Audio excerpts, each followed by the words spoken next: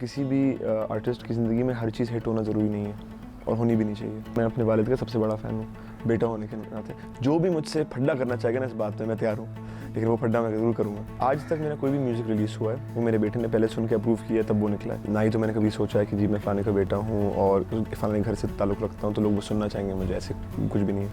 मैं तेरा हुआ जा रहा हूँ, तेरी आंखों में जो डूबूं, तेरी बाहों में जब झूमूं। आसानियाँ होती हैं, कोई भी बच्चा मेरी पोजीशन में होता है जो किसी ना किसी का बेटा या बेटी हो, उनके लिए आसानियाँ ज़रूर होती हैं। उनके लिए बहुत, मैं हमेशा ये बोलूँगा, लोग कहते हैं अपॉर्चुनिटी का ज़्यादा फ़ायदा होता है।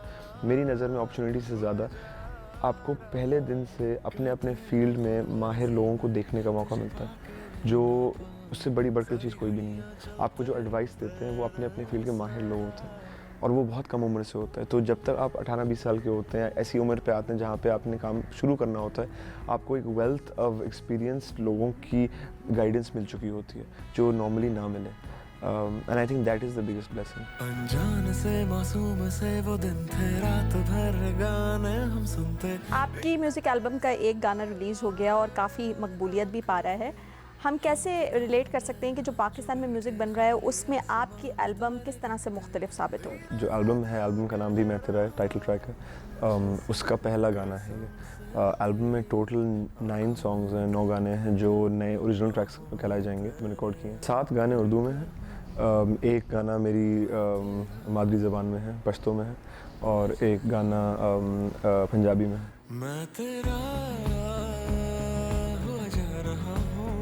म्यूज़िक मेरा बहुत बचपन से साथी रहा है और जब खुश हुआ हूँ तो गाने लिखे हैं, कंपोज़ किए हैं, जब उदास हुआ हूँ तो किए हैं, बहुत कम उम्र से। अगर आप एल्बम सुनेंगे, हमने ये ज़रूर कोशिश की है एज ए टीम कि कहीं पर भी 2 गाने ऐसे ना हों जो सुनने में एक जैसे हों, मगर इवन दो साउंड्स फ़र्क हैं, चीज़ें फ़र्क हैं, एक कनेक्टिव थ्रेड है और वो एक तरीके से मैं कहूँगा मेरे लिए पर्सनल थ्रेड है कि आप अगर कोई बंदा तवज्जो से गाने सुने, गौर से सुने तो और थोड़ी फ़िक्र के साथ सुने तो वो समझेगा कि ये कुछ कहना चाह रहे हैं इनके थ्रू। ख्याली में क्या खो गया। इंडस्ट्री में पर्टिकुलरली ये माना जाता है कि कोई चीज़ बहुत बड़े नंबर्स करे या बहुत बड़ा इम्पैक्ट करे तब, या यंगस्टर सुनना शुरू कर दें तब वो सक्सेस है, लेकिन मुझे वो थोड़ा फ़र्क सिखाया गया।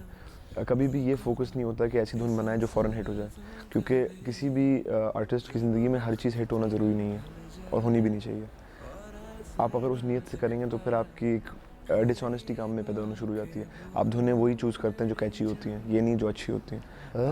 खुदा खुदा जिसने की जस्तजू।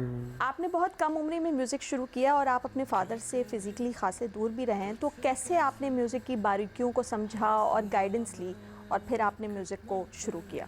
3-4 साल की उम्र से मेरे वालिदैन के काफ़ी मसाइल थे एंड जिसकी वजह से वो ये पब्लिक नॉलेज है आज, न्यूज़पेपर्स में अगर कोई भी जो उस वक्त में उस एज पे था जो पढ़ता था उनको पता है ये बात। तो they had Fairlie public divorce. उसकी वजह से डिस्टेंस ज़रूर था, लेकिन खुशकिस्मती है कि मैं इस दौर में पला बड़ा हूँ जहाँ फ़ोन्स और वीडियो कॉलिंग और वो चीज़ें मौजूद रही हैं। तो और फिर मैंने काफ़ी वक्त इंडिया में भी गुजारा है, मेरे करीबी दोस्त भी वहाँ पर बहुत ज़्यादा हैं, तो अपने वालिद साहब के साथ मुझे वहाँ रहने का मौका मिला, उनसे सीखने का मौका मिला। लेकिन सच बात यही है कि उन्होंने कभी भी मेरे म्यूज़िक को इन्फ्लुएंस करने की कोशिश नहीं की, जो मैं हमेशा जब भी ये बात सोचता हूँ तो हैरान हो जाता हूँ, क्योंकि इतना आसान है। जब मेरा बेटा पियानो पे बैठता है तो इंस्टिंक्चुअली अगर वो कुछ कर रहा होता है ना, मैं अपने तरीके से उसको बताता हूँ करने में, और वो बहुत आसानी से होता है। लेकिन उन्होंने ये मेरे साथ नहीं किया।